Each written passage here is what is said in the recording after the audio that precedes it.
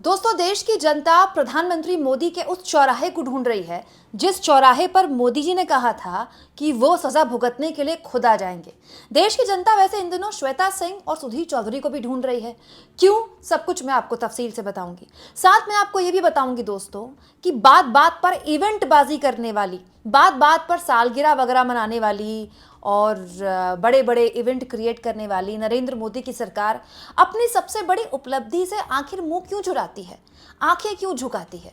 अगर आपको किसी ने ना बताया हो दोस्तों, तो मैं बता दूं, कल यानी कि 8 नवंबर को एक बहुत ही ऐतिहासिक दिन की बरसी थी और वो है नोटबंदी। जी हाँ, वही नोटबंदी जिसको आज़ाद भारत के इतिहास में सबसे क्रांतिकारी आर्थिक फैसला बताकर मोदी जी की सरकार ने ढोल पीटे थे।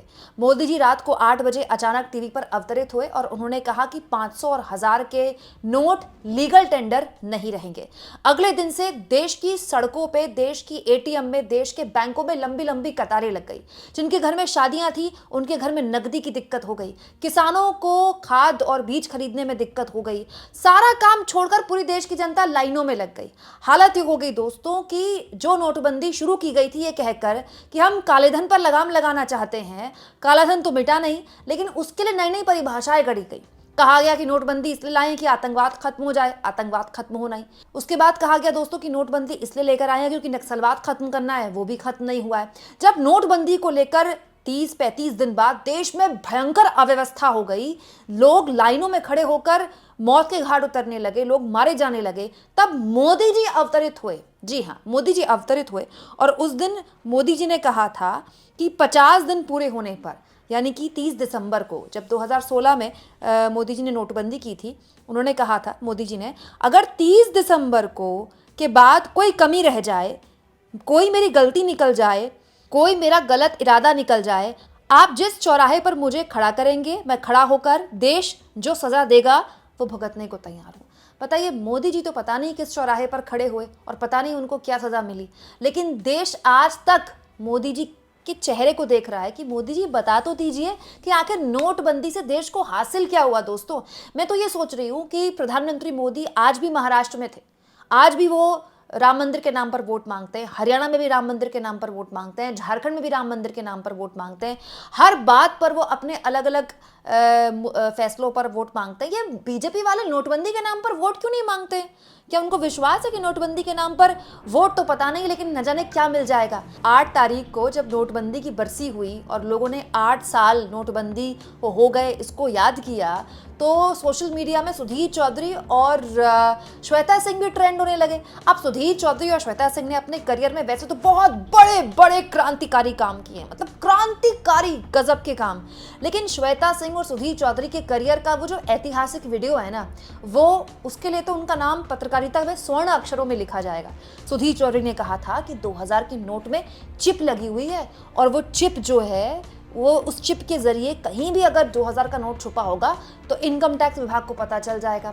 श्वेता सिंह का वीडियो याद है ना, 2000 का नोट अगर जमीन में कहीं गाड़ा भी होगा तो इनकम टैक्स विभाग को उसका सिग्नल जाएगा और वो सिग्नल से इनकम टैक्स विभाग वो 2-2 हज़ार के नोट जब्ती कर लेगा। पता नहीं इनकम टैक्स विभाग किसकी जब्ती कर पाया, लेकिन इस बीच आरबीआई ने, जी हाँ दोस्तों, देश के सबसे बड़े बैंक आरबीआई ने एक बहुत बड़ी बात कह दी है। दोस्तों, अब जब नोटबंदी को 8 साल हो गए हैं और आज तक देश को जवाब नहीं मिला कि नोटबंदी से देश को हासिल क्या हुआ है, आरबीआई ने कहा है कि अभी भी मार्केट में, गौर से सुनिएगा, मार्केट में अभी भी 2000 के नोट के 6970 करोड़ रुपए मौजूद हैं। मतलब अभी भी बाजार में जो 2000 के नोट है वो मौजूद हैं और अगर उनका मूल्यांकन किया जाए, उनको जोड़ा जाए, तो वो 6970 करोड़ है। तो ये 6970 करोड़ आप कहेंगे कि कोई क्यों बचाएगा?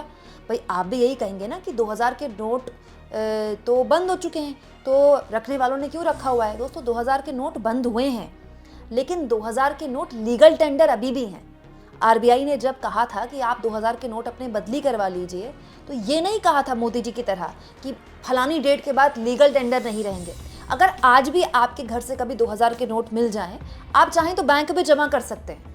आरबीआई ने उसे लीगल टेंडर माना है, लेकिन अवैध घोषित नहीं किया है, उसको ये नहीं कहा है कि वो कचरा बन जाएंगे। तो इसका मतलब ये जो 6970 करोड़ रुपए हैं, किसी की दीवार में चुने हुए हैं, किसी की अलमारी में है। ये काला धन है ना। अगर आज आरबीआई कह दे कि फलानी डेट के बाद से 2000 के जो 6,970 करोड़ रुपए देश की मार्केट में है वो लीगल टेंडर नहीं रहेंगे, आप ये मान लीजिएगा कि एक रात के अंदर 6,970 करोड़ रुपए आपको सीधा सीधा लोग लड़कों किसी तरह से भी बैंकों तक पहुंच जाएंगे, क्योंकि लीगल टेंडर नहीं रहेंगे तो आदमी रखेगा क्यों। ये है काले धन का हिसाब, जिसके बारे में कोई बात नहीं करता दोस्तों। कितनी शर्मनाक स्थिति है इस देश के लिए कि इस देश में सबसे बड़ा आर्थिक ब्लंडर किया गया, जिसको लेकर डॉक्टर मनमोहन सिंह ने भी कहा था कि नोटबंदी इस देश की जीडीपी को 2% पीछे फेंक देगी, और एग्जैक्टली वही हुआ दोस्तों। पहले नोटबंदी हुई, उसके बाद जीएसटी का खराब इम्प्लीमेंटेशन हुआ, उसके बाद कोविड आ गया। कोविड ने 2 साल देश का दुनिया भर में लॉकडाउन हो गया। मतलब झटके पे झटके जो देश की आर्थिक व्यवस्था को लगे हैं ना, आज भी देश उससे उबर नहीं पाया है। सबसे बड़ा झटका जो नोटबंदी ने देश को दिया वो था जो स्मॉल स्केल इंडस्ट्री थी ना। कई शहर ऐसे हैं दोस्तों जहां पर स्मॉल स्केल इंडस्ट्री बहुत तगड़ी है, एमएसएमई, और उसकी वजह से जो असंगठित क्षेत्र है उसमें बहुत बड़े स्तर पर लोगों को रोजगार मिलता है। उन लोगों का जो रोजगार छीना गया ना, तब से अब तक उनको रोजगार नहीं मिला, वो लोग आज भी बेरोजगार हैं। इसके बारे में कोई मूल्यांकन नहीं होता दोस्तों कि इस देश में सबसे बड़ा आर्थिक ब्लंडर जिस सरकार ने किया, मोदी जी की सरकार ने, उनको राजनीतिक फायदा तो उसका मिल गया, क्योंकि नोटबंदी के तुरंत बाद यूपी के इलेक्शन हुए और यूपी के इलेक्शन बीजेपी ने जीत लिए, क्योंकि बीजेपी ने नोटबंदी को इस तरह से प्रेजेंट किया कि देखिए हमने काले धन पर इतना बड़ा प्रहार किया और गरीबों की सरकार है कि अमीरों से पैसा ले लेकर हमने बैंक तक पहुंचा दिए। लोगों को एनालाइज करने में सालों लग गए, अब जाकर लोग एनालाइज करते हैं कि नोटबंदी कितना बड़ा ब्लंडर था। शुरुआत में तो हर किसी ने कहा कि नोटबंदी बहुत बड़ा मास्टर स्ट्रोक है, लेकिन आज भी ये सरकार नहीं बता सकती। आज भी मोदी जी खड़े होकर नोटबंदी के नाम पर वोट नहीं मांग सकते। आज भी नोटबंदी की बरसी नहीं बना सकती ये सरकार। ये प्रमाण है दोस्तों कि इस सरकार में और इस सरकार की मीडिया ने, श्वेता सिंह और सुधीर चौधरी जैसे लोगों ने जिस 2000 के नोट में चिप लगाई थी या जिस 2000 के नोट में सिग्नल पहुंचाने की बात की थी, सबके सब झूठे निकले। मोदी जी का चौराहा पता नहीं कहाँ है, श्वेता सिंह की चिप पता नहीं कहाँ है, सुधीर चौधरी की नैनो टेक्नोलॉजी पता नहीं कहाँ है। ये 6,970 करोड़ रुपए जो मार्केट में घूम रहे हैं 2000 के नोट के रूप में, अगर कोई चिप होती ना तो अब तक इनकम टैक्स विभाग को पता चल गया होता कि फलानी की अलमारी में 1000 करोड़ हैं और ढिमकाने की अलमारी में इतने करोड़ हैं। ये बताता है दोस्तों कि इस देश में जो काले धन का पूरा कारोबार है वो कितना भीषण है, और इसको रोक पाने के लिए नोटबंदी कितना खराब फैसला था, और उससे भी खराब इस देश की मीडिया ने उसको मतलब बढ़ा चढ़ा के पेश किया। आज भी दोस्तों अगर नोटबंदी पर इस सरकार की आलोचना की जाएगी ना, तो हमेशा उस मीडिया की भी आलोचना की जाएगी जिसने आज तक इस सरकार से नोटबंदी के फायदे या नुकसान नहीं पूछे।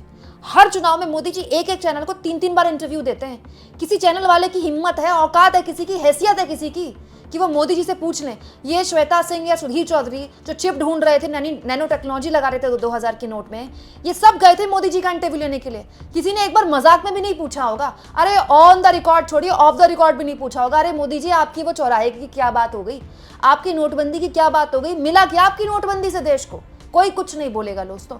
इसीलिए मैं आपसे लगातार कहती हूँ, बार बार कहती हूँ कि इन न्यूज़ चैनल्स से न केवल बच के रहिए बल्कि इनका टोटल बॉयकॉट कीजिए, क्योंकि ये वो काम करते हैं जो सरकार नहीं कर पाती है। आप इस मुद्दे पर क्या सोचते हैं दोस्तों, कमेंट बॉक्स में जरूर लिखें, और जितना हो सके चैनल को शेयर करें, सब्सक्राइब करें, और थैंक्स और ज्वाइन के ऑप्शन से अगर आप चाहें तो कुछ आर्थिक मदद भी चैनल की जरूर करें।